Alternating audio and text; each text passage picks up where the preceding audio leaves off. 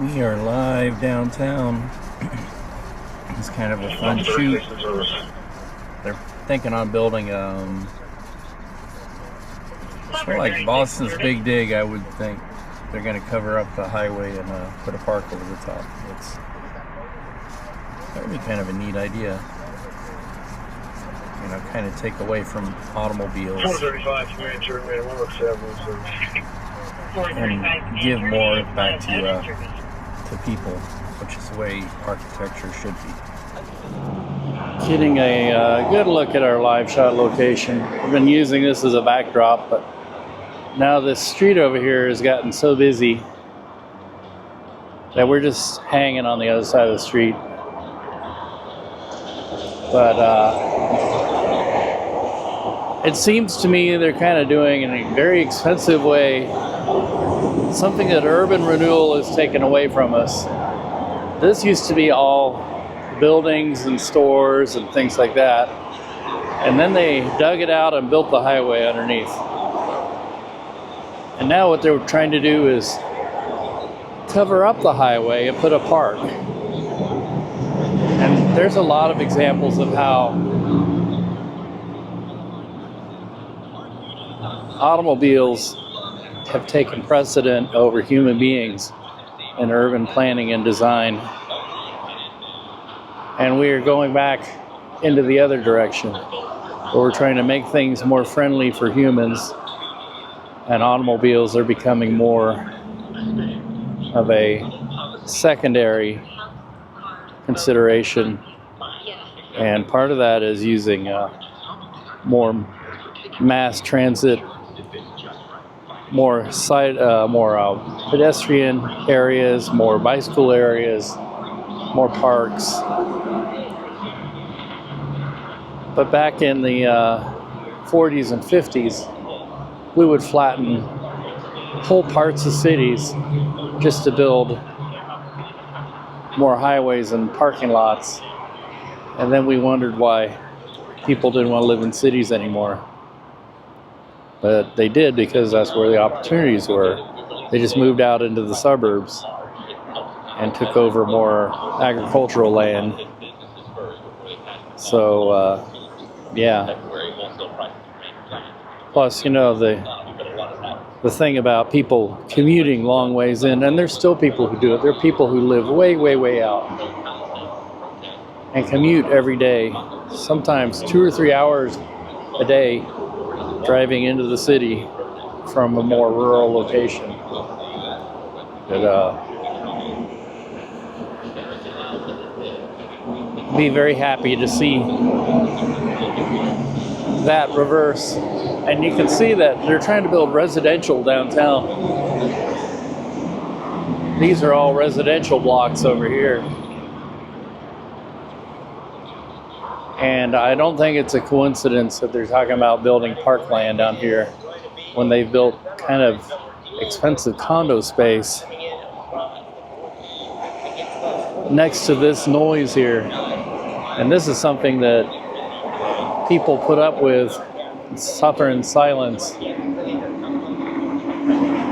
But if you were to build something like railroads next to a housing area, people complain bitterly, but they never say anything about the buzz of this, which is constant. Matter of fact, I can't even talk over it, really. You have to pretty much shout when you're close to it. And we've been seeing a lot of these come by. And it's very encouraging to see that. It took forever for Kansas City to get their streetcar system back after demolishing it in the late 50s. You know, again, to accommodate cars.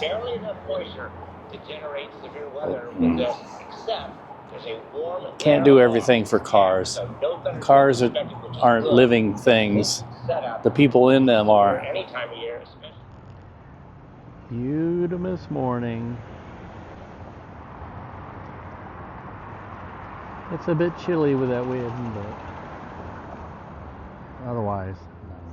And you know what time and what day it is, so Let's get our grilled cheese.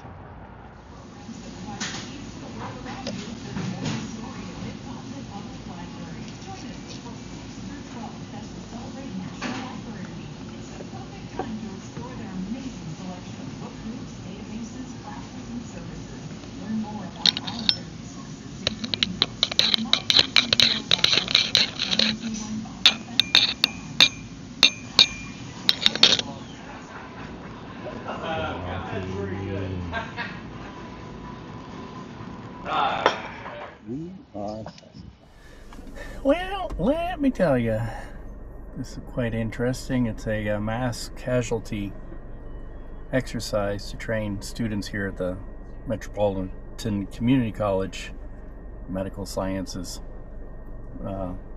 department, and yeah, it reminds me of when I did it when I was in the Air Force. I was a victim. It was a train versus a bus was our exercise, and that was way back in 1992, I think, 93, something like that. And yeah, you know, good training.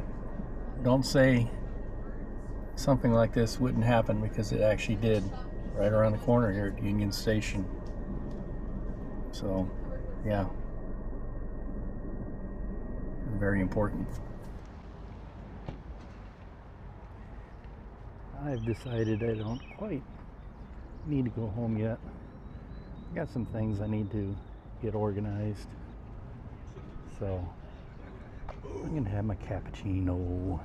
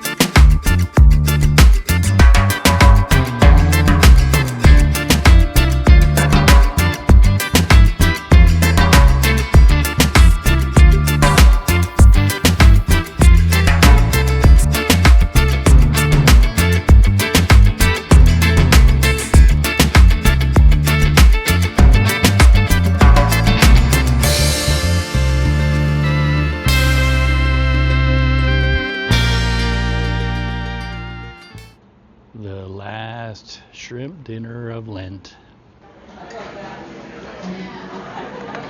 The shrimp dinner of shrimp. And the restaurant for the night. Shrimp. Oops. Spilled it in the cocktail sauce.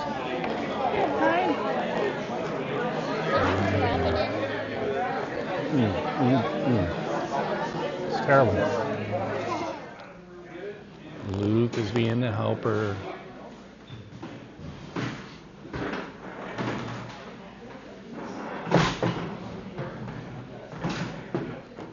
I I are overstuffed and sassified.